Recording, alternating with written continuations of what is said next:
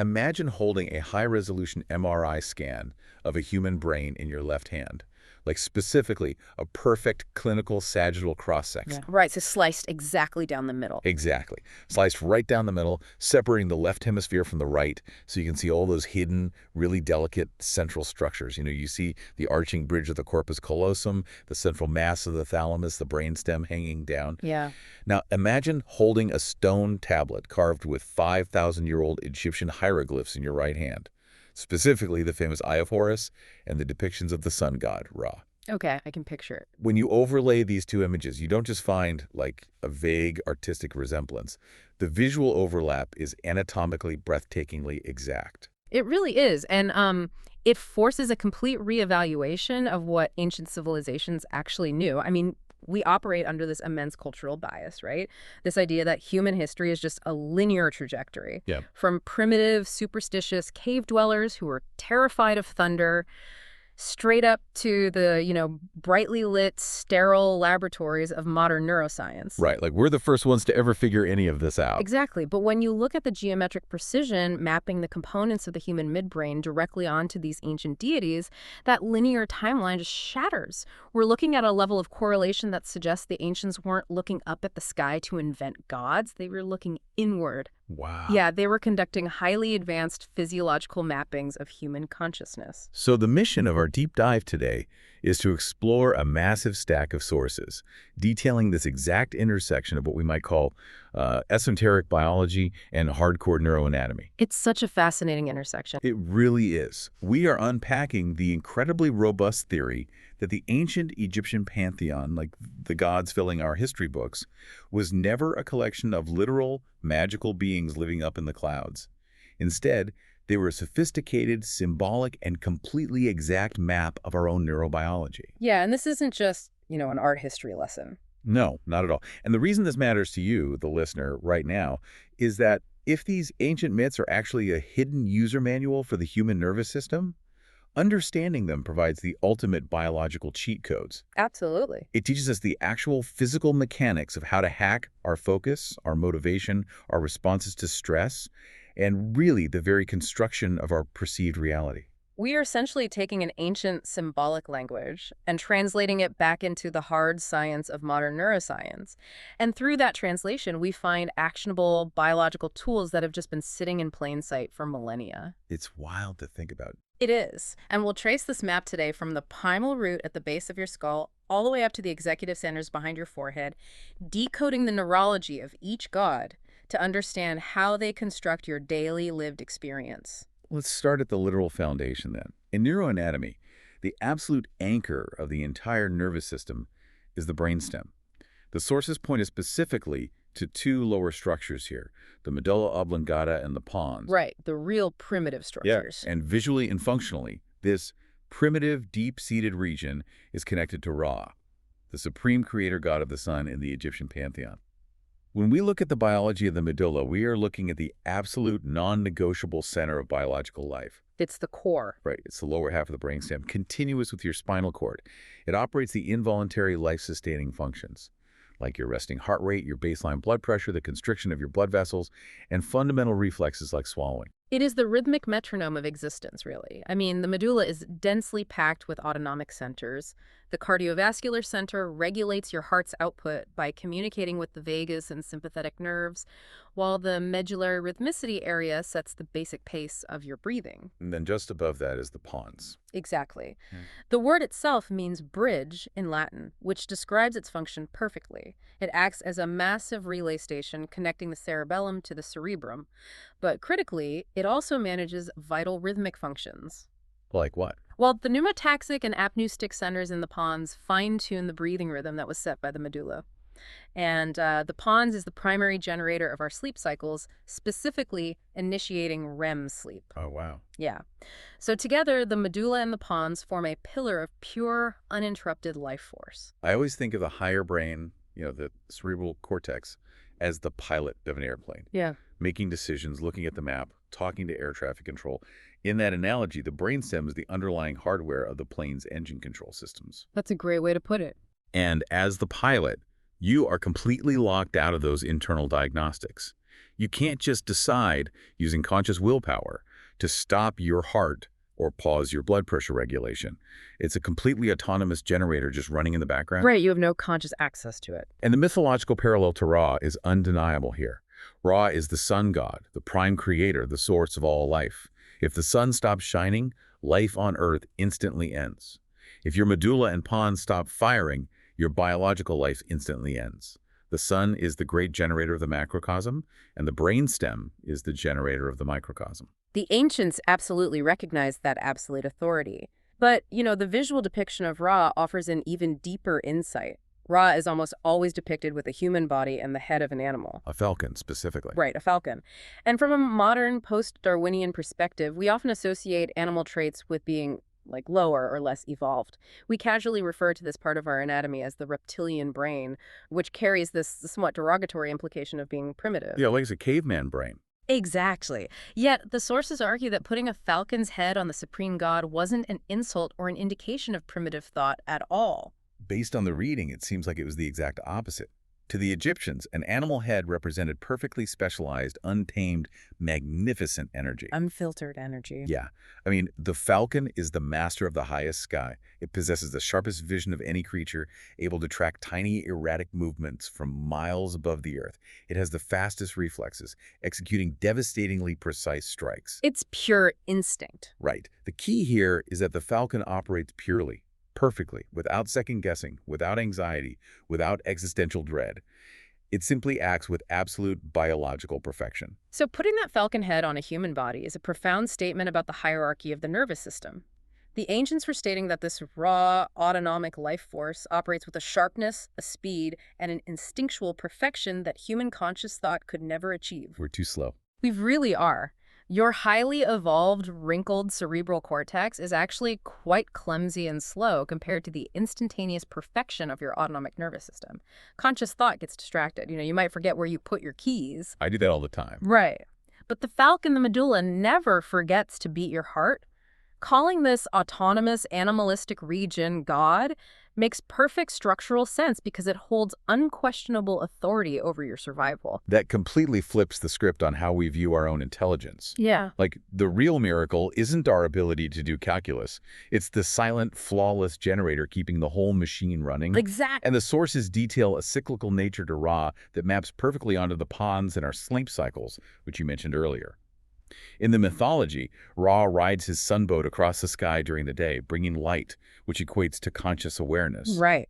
But at night, he descends into the underworld to battle the serpent of chaos, Apophis, before being reborn the next morning. And that descent is the exact biological function of the pons initiating sleep. As daylight fades, the pons essentially shuts down the sensory pathways to the higher brain.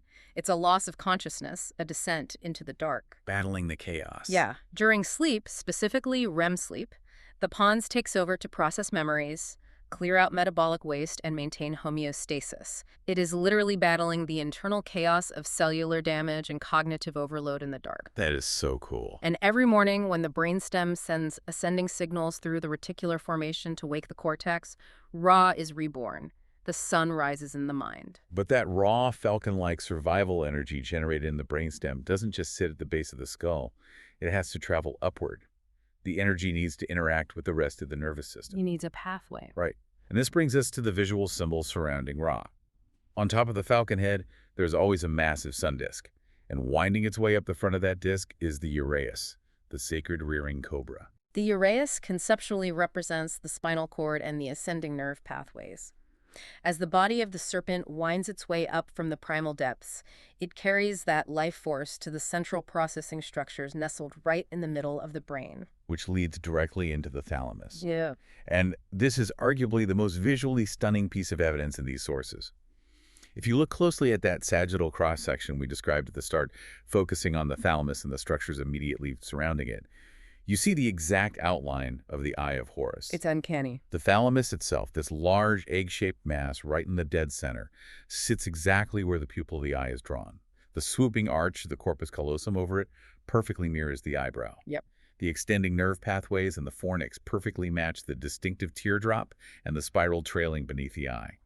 The geometric overlap is too precise to be a coincidence. I mean, it's clear evidence of advanced anatomical dissection. To fully grasp why they assigned the symbol of the all-seeing eye specifically to the thalamus, we really have to examine its neurobiological function. Okay, let's get into it. The thalamus is essentially the brain's central customs gate. It's the ultimate editor of your reality. Every single piece of sensory information from your body, everything you see, hear, taste, and touch must pass through the thalamus before it reaches your conscious awareness in the cerebral cortex. Everything. Well, the only exception is the olfactory system, your sense of smell, which has a direct bypass to the memory centers. But for literally everything else, the thalamus is the absolute bottleneck.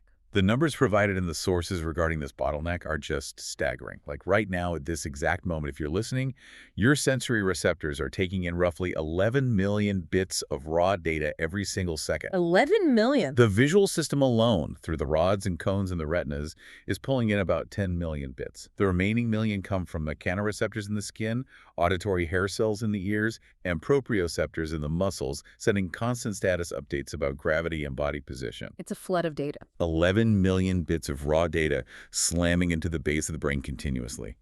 But the thalamus only allows an estimated 40 to 50 bits per second to actually pass through into conscious awareness. It's a massive, almost incomprehensible reduction. I mean, we are fundamentally structurally blind to 99.999% of objective reality. That is terrifying. It is. What we perceive as the world around us is just a heavily redacted microscopic summary. If the thalamus did not aggressively filter that data, the cerebral cortex would be instantly overwhelmed. We had short circuit. Exactly. You'd be paralyzed by the sensation of individual fabric threads on your skin, the hum of electrical currents in the walls, the microscopic dust motes floating in the air. The thalamus decides what constitutes a signal worth your attention and what is merely background noise. We tend to think of our conscious experience as this continuous high-definition movie. The sources point out that we experience something like 60,000 to 80,000 thoughts a day, and our eyes make around 100,000 tiny movements called saccades, constantly snapping fragmented visual pictures. Yet reality feels smooth. We don't notice the cuts or the missing 10.9 million bits of data. Because the higher brain is incredibly adept at unzipping the tiny file of data the thalamus provides and using your past memories, assumptions, and expectations to fill in the massive blanks. So we're just making it up. Basically, yeah. You are essentially constantly hallucinating your reality, constrained and corrected only by the tiny trickle of verified data the thalamus allows through. The thalamus is the eye because it is the only structure that actually sees the raw, unfiltered data and makes the executive decision about what you are allowed to perceive. It is the architect of your universe. Before we move on to how we can hack that architect, I want to clarify a massive point of confusion that the sources address brilliantly. In modern pop spirituality, you constantly hear the eye of Horus, or the third eye, associated with the pineal gland, not the thalamus. It's everywhere. Right. This usually stems from René Descartes calling the pineal gland the seat of the soul, or people focusing on its connection to melatonin and theories about DMT release. But anatomically and functionally, the sources argue forcefully for the thalamus. Yeah, the pineal gland is tiny. It's roughly the size of a grain of rice tucked away near the back of the third ventricle. If you attempt to overlay the eye of Horus on a brain scan, the pineal gland might vaguely represent one extreme corner of the eye's shape. It doesn't fit the main image. Not at all. But the massive central pupil, the unmistakable core of the symbol, aligns flawlessly with the thalamus, which consists of two large, prominent masses right in the center. Functionally, the distinction is even clearer. The pineal gland is an endocrine gland. It secretes melatonin to regulate circadian rhythms. So it's about sleep, not seeing. Exactly. It's crucial for sleep, but it does not see. It does not process sensory reality. The thalamus is literally the organ of perception. If the Egyptians were symbolizing an all-seeing eye that filters reality out of chaos, the thalamus is the only organ that fits the profile. So if the thalamus is the editor, deciding what gets through, what is the actual physical mechanism blocking the other 10.9 million bits? Yeah. If I'm reading the biology correctly, the sources point to a microscopic sheet-like layer of neurons surrounding the thalamus called the thalamic reticular nucleus, or the TRN. Right, the TRN. If the thalamus is the customs gate, the TRN is the heavily armed security guard standing out front. It acts as an inhibitory network, essentially a GABAergic net that throws a chemical blanket over incoming signals to suppress them. Its entire job is to turn down the volume. And the function of the TRN highlights just how delicate our grip on reality is. It operates on a very precise spectrum of tension. What happens if it's off? Well, if the TRN is too loose, like if it fails to provide enough GABAergic inhibition, the brain gets flooded, the filter breaks down. We observe this neurologically in conditions like schizophrenia or severe ADHD. The world becomes too much. Yes. The individual becomes overwhelmed by sensory input. They cannot tune out the hum of the refrigerator. They notice every slight movement in their peripheral vision, and the brain struggles desperately to organize the flood into a coherent narrative. The world becomes a chaotic, terrifying onslaught. And if it's too tight? Conversely, if the TRN is too tight, it over-inhibits. The person becomes lethargic, unresponsive, and disconnected from their environment, like in certain depressive states or comas. Finding the exact perfect tension in that TRN layer is the only thing allowing you to exist as a functional, focused human being. Which brings us to the ultimate practical question for you listening. If my thalamus, guarded by the TRN, is editing my reality, how does it decide what to keep and what to throw away? And more importantly, can I bribe the editor? How do we hack the filter to show us the reality we want? The baseline algorithm the thalamus uses to decide what gets through is simple. It's survival. Not happiness. Definitely not. The thalamus does not care about your career ambitions, your happiness, or your spiritual enlightenment. Its absolute priority is keeping you biologically alive until tomorrow. Because of this, it operates on a massive negativity bias. Always looking for threats. Right. The thalamus is in constant rapid-fire communication with the amygdala, the brain's primal emotion and threat detection center, specifically the basolateral complex of the amygdala. So when those 11 million bits of raw data hit the thalamus, the amygdala is basically scanning them all like an alarm system. If any piece of that data resembles a threat, a sudden loud noise, a looming shadow, or even an angry tone of voice, the amygdala sounds the alarm. And the thalamus listens immediately. The thalamus immediately overrides all of their data, pushes the threat to the very front of the line right into your conscious awareness, and aggressively tightens the TRN to block out everything else. Let's apply this to a real-world scenario from the sources.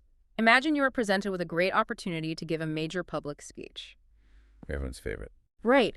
Your higher logical prefrontal cortex knows this is fantastic for your career.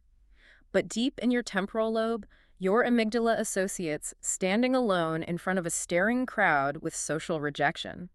In evolutionary terms, being cast out of the hunter-gatherer tribe equated to certain death. Therefore, your amygdala tags the speaking event not as an opportunity, but as a mortal threat. And the biological cascade that triggers is fascinating. When you walk onto that stage, your thalamus, obeying the amygdala's panic signals, clamps down the filter. You might look out at an audience of 100 people.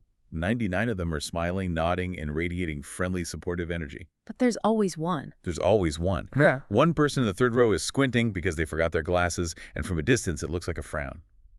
Your thalamus will literally filter out the 99 smiling faces. It will suppress that visual data from reaching your cortex because friendly faces don't help you survive a perceived predator. It just deletes them from your reality. It will exclusively feed your conscious mind the high-definition visual data of the one frowning face. Your lived reality of that room becomes a nightmare of judgment and rejection, even though the objective physical room is overflowing with support. Your thalamus built a custom, terrifying reality just for you. The objective reality contained both the support and the frown, but your biological filter decided which one existed for you. To change your reality, you must reprogram the filter. How do we do that? This occurs at the intersection of psychology and neurobiology, utilizing a network called the Reticular Activating System, or the RAS. The RAS is a diffuse network of nerve pathways originating in the brainstem and projecting upward to the thalamus and the cortex. While the amygdala is the fear alarm, the RAS is the relevance engine. The relevance engine. Yeah, it communicates to the thalamus what is important to you based on your current focus, goals, and beliefs. The classic example of the RAS in action, which almost everyone has experienced, is the red car effect. You decide you want to buy a specific red Toyota. Suddenly you walk outside and see red Toyotas everywhere, at every stoplight, in every parking lot. They didn't just spawn in. Right. The physical number of red Toyotas in your city didn't magically multiply overnight. They were always there, operating as part of the 10.9 million bits of background noise your thalamus was discarding. But the moment you consciously set an intention, you programmed your RAS. You gave it a new target. You told your relevance engine, red Toyotas are now high-priority data. The RAS instructed the thalamus to stop inhibiting that specific data set and let it through the gate. Your reality shifted to include them because your filter changed. By understanding this mechanism, we can intentionally train our inner god, Horus. We can hack the thalamus for things vastly more important than buying a car. The sources highlight several biological hacks to rewire this system. The first is exposure therapy, which is deeply grounded in neuroplasticity. Going back to the public speaking example, if you constantly avoid speaking, your amygdala's threat response is never challenged. It remains the default setting. It stays terrified. But if you expose yourself to the fear safely, perhaps, by speaking to a small, highly supportive group of 5 people, and you survive without being humiliated, you force neuroplastic changes. The amygdala undergoes habituation. It calms down. It slowly learns to downregulate the alarm signal. It begins sending a new message to the thalamus. This scenario is not a mortal threat. As the threat level drops, the thalamus stops filtering out the positive feedback. You literally begin to see the smiling faces that were always there. You are physically rewiring your brain's threat detection algorithm. The second neurobiological tool is visualization, often branded in pop culture as manifestation. Stripping away the mystical connotations, the hard science here is profound. At a fundamental neurochemical level, the brain has an incredibly difficult time distinguishing between a vividly imagined experience and a real physical experience. Functional equivalent. Exactly. When you sit quietly and vividly visualize yourself succeeding at that speech, imagining the exact layout of the room, feeling the physical confidence in your chest, hearing the specific sound of the applause, you are firing the exact same neural pathways in your motor cortex and emotional centers that would fire if you were actually on stage. You're doing reps. You are actively feeding data to your RAS. You are repeatedly programming the thalamus, instructing it that this scenario is safe, this scenario is highly relevant, this scenario is an opportunity. When the real physical opportunity eventually arises, your thalamus is already primed. The TRN security guard has been briefed. Yes.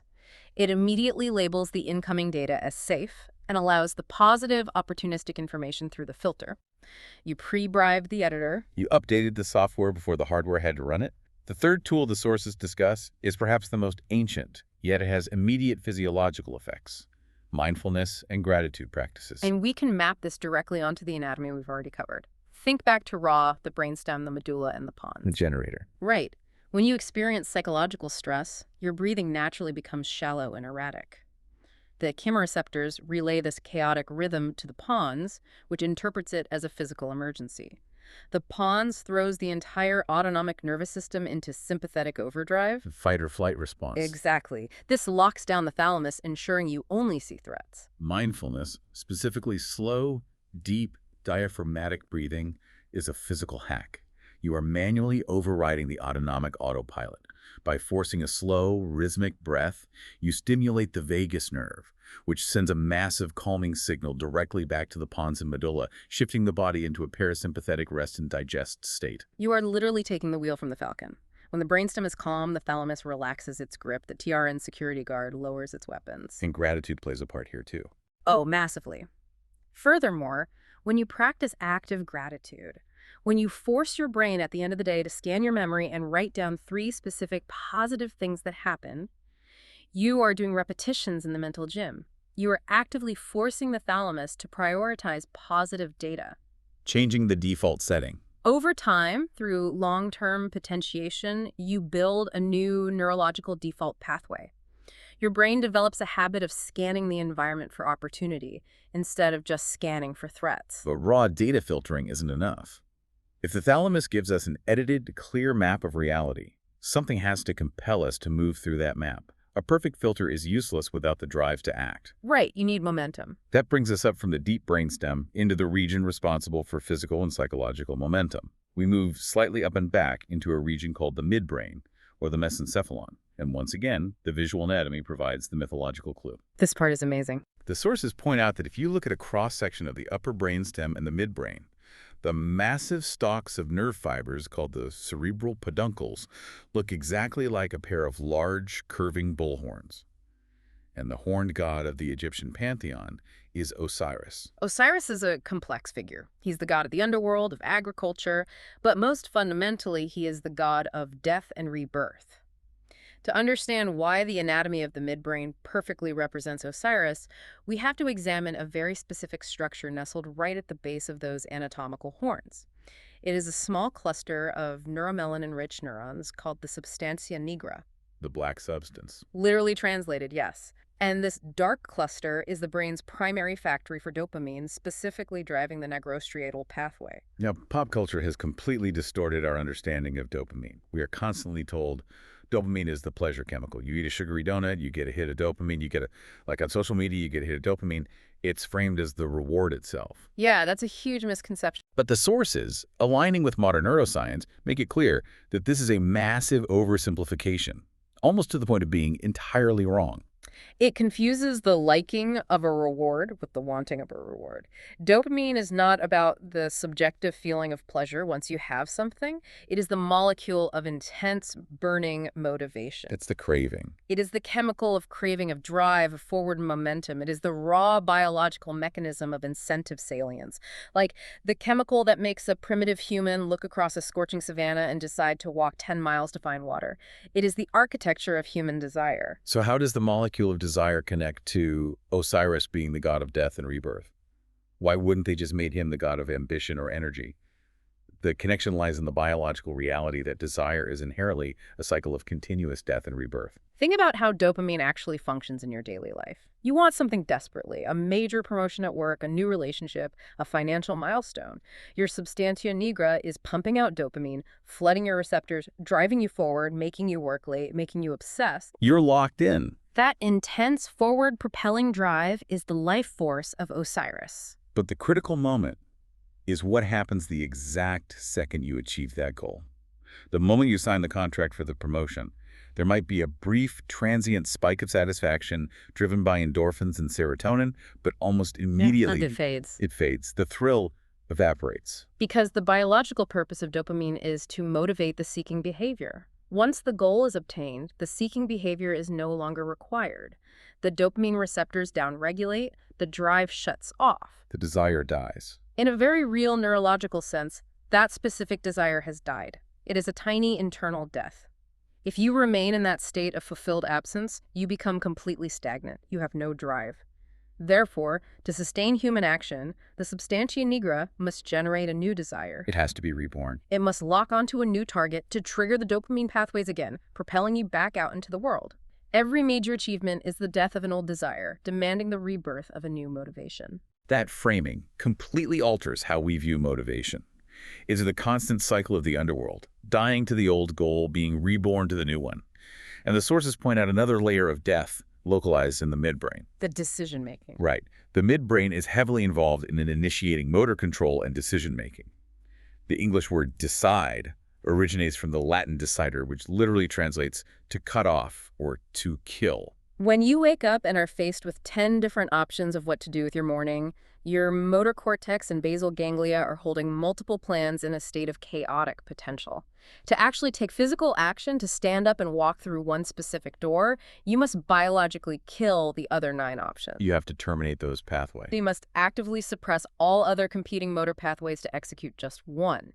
The act of making a choice is a continuous act of micro-death to all other possibilities. Osiris, situated in the midbrain, represents the judgment of which pathways live and which die. We can see the absolute necessity of this cycle when the system breaks down. The sources bring up Parkinson's disease to illustrate this perfectly. Parkinson's is fundamentally a neurodegenerative disease targeting the exact cells of the substantia nigra. As the dopamine-producing cells in this specific black substance region begin to die off, the result isn't just a loss of subjective pleasure, it is a literal, physical freezing of human action. They get stuck. The patient retains their higher consciousness, they know exactly what they want to do, they possess the thought. But without that dopamine drive initiating from the midbrain, they physically cannot initiate the movement. The biological cycle of Osiris is broken, and they are trapped in a profound lack of action. But Osiris, the raw, masculine driving force, is only half the equation. He is the dopamine firing, telling us to conquer, to seek, to move. But raw, unchecked forward momentum is destructive. If you floor the gas pedal in a car without a steering wheel or suspension, you crash. You absolutely crash. You need coordination. You need balance to sustain the drive. And this brings us to the other half of the midbrain architecture. Where there is Osiris, there must be Isis. Isis is his mythological wife, the goddess of magic, healing, nature, and restoration.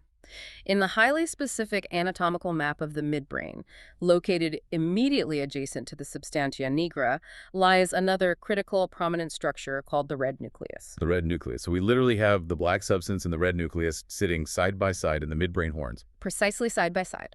And their functions are perfectly complementary. While the substantia nigra is pumping out dopamine to initiate and drive movement, the red nucleus, which originates the rubrospinal tract, is essential for motor coordination. It's the balancer. It acts as the biological dampener, the smoother. We observe its vital function most clearly during early human motor development. When an infant is learning to crawl, it's the red nucleus that coordinates the complex cross-body movements, timing the left arm with the right leg, taking jerky, chaotic, thrashing energy, and organizing it into smooth, purposeful, balanced forward motion. If Osiris is the blazing engine, Isis is the transmission and the suspension system, making sure the power translates smoothly to the road. In esoteric traditions, this maps perfectly onto the concepts of masculine and feminine energies. Yeah, the duality. Osiris represents the masculine principle. Raw, unyielding drive, forward momentum, the forceful will to act upon the world. Isis represents the feminine principle. Coordination, balance, nurturing, and healing.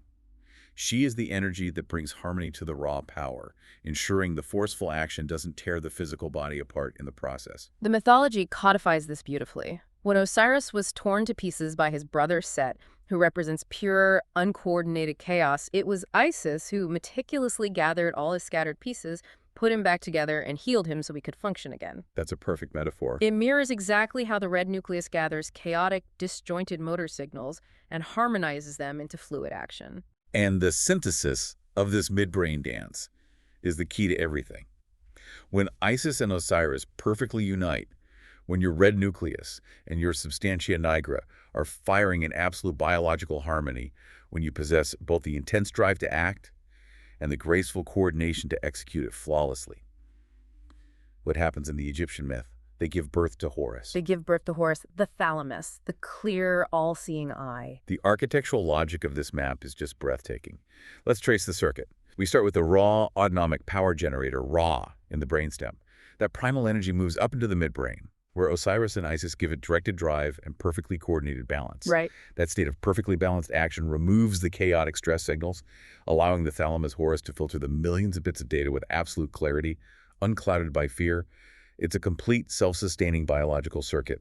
Perfect action generates perfect perception.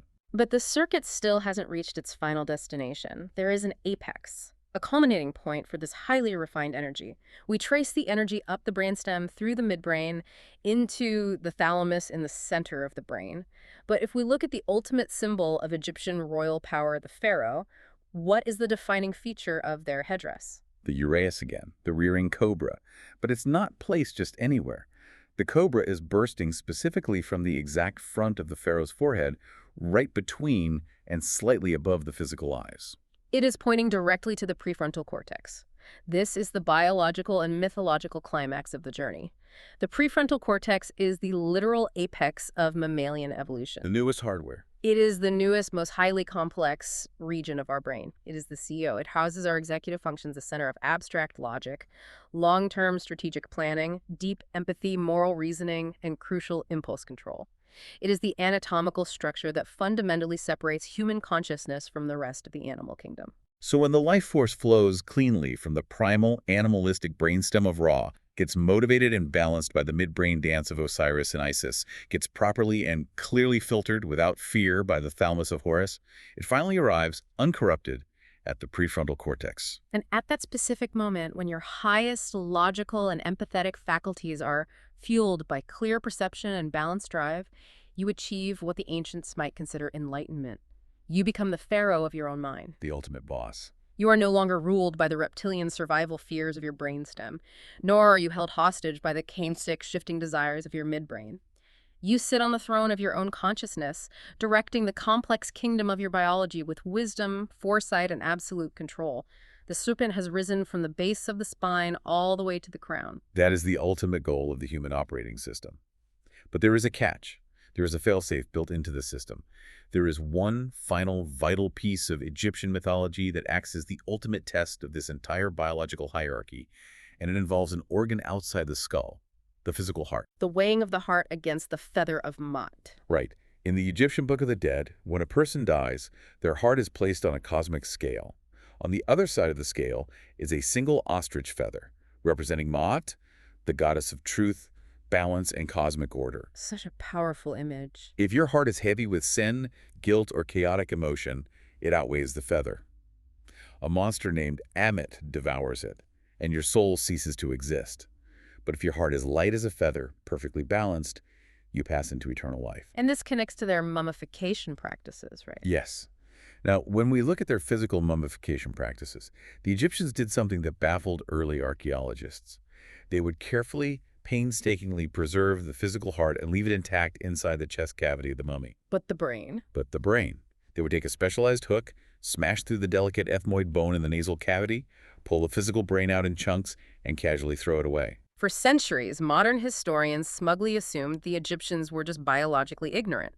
They assumed the Egyptians thought the brain was useless stuffing and believed the physical heart was the organ of thought and memory. But based on the staggering level of exact neural anatomical precision we've just discussed regarding the brainstem, midbrain, and thalamus, that assumption is impossible. They knew the brain's internal architecture perfectly. So why throw the physical brain away and venerate the heart? What is the actual hard biological mechanism here? The biological answer lies in a massive, wandering superhighway of nerves called the vagus nerve, or cranial nerve X. The vagus nerve connects the brainstem, remember, rod directly to the heart, the lungs, and the digestive tract. It is the primary conduit of the parasympathetic nervous system. So it connects the bottom of the brain to the organs. Right. It is a two-way street, but here is the absolutely critical anatomical fact. Roughly 80% of the nerve fibers in the vagus nerve are afferent. That means they send information from the body up to the brain, not the other way around. 80% going up. The body is literally dictating terms to the brain. Yes. And the heart is the loudest voice in that conversation. The heart possesses its own complex intrinsic nervous system, a network of roughly 40,000 sensory neurons, sometimes referred to as the heart brain. Wow. When you experience intense emotional stress, deep guilt, simmering anger, or profound fear when your heart is metaphorically heavy, your physical heart rate variability, your HRV, becomes chaotic, jagged, and erratic. And what happens to those chaotic, jagged electrical signals? They travel straight up the afferent pathways of the vagus nerve, directly into the nucleus tractus solitarius located in the medulla and the pons, the domain of Ra. The brainstem receives this erratic emergency signal from the heart and immediately sounds a massive biological alarm. Setting off the cascade. It alerts the amygdala, screaming, "The body is failing, we are dying!" The amygdala, in turn, screams at the thalamus, Horus. The thalamus instantly clamps down on the TRN filter, actively shutting off blood flow and access to the prefrontal cortex to aggressively prepare the organism for a primal fight or flight response. This is incredible. So you literally, physically cannot access your higher consciousness, your deep logic, your empathy, your pharaoh state, if your physical heart is in a state of chaotic stress. You are biologically locked out. The executive suite is closed. If your heart is heavy, the gate to the higher brain is bolted shut. You fail the test. The monster of your own primal, amygdala-driven fears devours your conscious awareness, leaving you reactive and panic. But if your heart is light, However, if you practice emotional regulation, if you cultivate deep peace, forgiveness, and balance, if your heart rhythm becomes smooth, highly coherent, and light as a feather, it sends a powerful rhythmic signal of absolute safety up the vagus nerve. The brainstem relaxes, that the thalamus opens its filter completely, and the energy flows effortlessly up to illuminate the prefrontal cortex. leaving the physical heart in the mummy wasn't a sign of ignorance. It was a profound, biologically accurate statement about the mind-body connection. They knew the brain was the processing unit, but they understood that the heart set the foundational rhythm that either locked or unlocked the entire system. And as for why they discarded the physical brain tissue during mummification, it speaks to a profoundly advanced philosophical understanding of what the brain actually is. The brain tissue itself isn't the soul. The gray, wet, degrading meat of the brain isn't the source of the magic. The magic resides in the sacred geometry of it, the structural pathways that channel the energy. The sources touch on this geometry specifically. The structures of the central nervous system. We've discussed the spirals of the cochlea, the sweeping arches of the corpus callosum, the specific branching patterns of the dendrites. They don't just form random shapes. They adhere strictly to the Fibonacci sequence. They are governed by the golden ratio. The Egyptians were unparalleled masters of sacred geometry. They built the Great Pyramids utilizing the exact proportions of the golden ratio. By discarding the physical brain, they were making a theological and scientific point. The physical meat eventually rots, the meat is transient and doesn't matter. What matters, what is eternal, is the blueprint. The architecture. The divine geometric blueprint that channels the electrical energy of consciousness. They had flawlessly mapped the electrical pathways of the divine and understood the physical tissue was just the temporary disposable housing for that eternal geometry. We really need to take a breath and synthesize the sheer scale of this journey. This isn't just an interesting historical footnote. This is a massive, fundamental paradigm shift in how we view human history. It changes everything. We have spent thousands of years collectively looking up at the sky, assuming our ancient ancestors were primitive, frightened people inventing fanciful stories about magical beings riding glowing chariots across the stars. We thought they were looking out into the empty void, searching for gods to save them. When in reality they were looking deeply surgically inward. They were mapping the complex electrical storms and neurochemical rivers inside their own skulls. The map has been sitting right in front of us the whole time, painted on the walls of tombs and carved into granite. Ra isn't a man with a bird head floating in the stratosphere. Ra is your breath, your heartbeat, the primal autonomic generator keeping your body alive second by second. Right. Osiris isn't a green-skinned mummy ruling over dead ghosts in a mythological underworld. Osiris is your resolve, your dopamine pathways, the constant necessary cycle of your motivations dying and being reborn to keep you moving forward. Exactly. Isis is your healing, the graceful ribrospinal coordination of your physical actions in the world. And Horus isn't a magical talisman to ward off evil spirits. Horus is your focus, the thalamus filtering millions of bits of chaotic data to construct the very reality you are perceiving in this exact millisecond. Recognizing this gives you, the listener, immense tangible power over your own existence. You are the temple. These magnificent structures, these gods are operating inside you right now. Right this very second.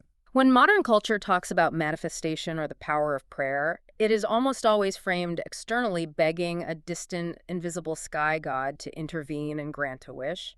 But this ancient biological map tells a radically different, highly empowering story. True manifestation is about mastering your internal architecture.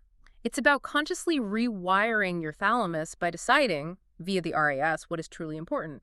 It's about using the physical mechanism of your breath to calm your brainstem so your amygdala stops hijacking your reality with imagined fears. It's about letting your highly evolved prefrontal cortex rule your actions instead of being dragged around by your chaotic, dopamine-driven midbrain desires. You are not a passive prisoner of your biology, helplessly reacting to a world that happens to you. You are the programmer of your biology. You hold the access codes to the entire system. The ancient myths are simply the passwords they left behind, carved in stone, waiting for us to evolve enough to read them again. You possess the anatomical capacity to be the pharaoh of your own mind. Stepping into that role requires intense discipline. It requires relentless self-awareness. And above all, it requires ensuring that your physical and emotional heart remains as light and coherent as the feather of Ma'at. But the necessary machinery, the divine architecture, is already fully built into you. This exploration has completely fundamentally changed how I look at ancient history, and more importantly, how I look at my own mind. And as we bring this deep dive to a close, I want to leave you, the listener, with a final, lingering, provocative thought to mull over as you go about your day. Let's hear it.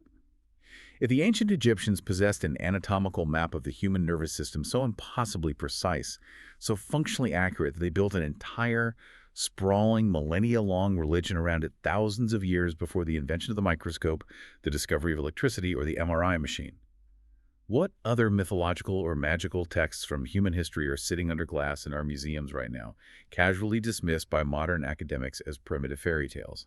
What other ancient sacred scriptures are actually just highly advanced, coded biological science manuals, quietly waiting in plain sight for modern science to finally catch up and decode them? It genuinely makes you wonder what other profound human capacities we are completely blind to, simply because we arrogantly refuse to look at the past with the intellectual respect it deserves. It really does. Until next time, keep your heart light and keep exploring the temple inside you.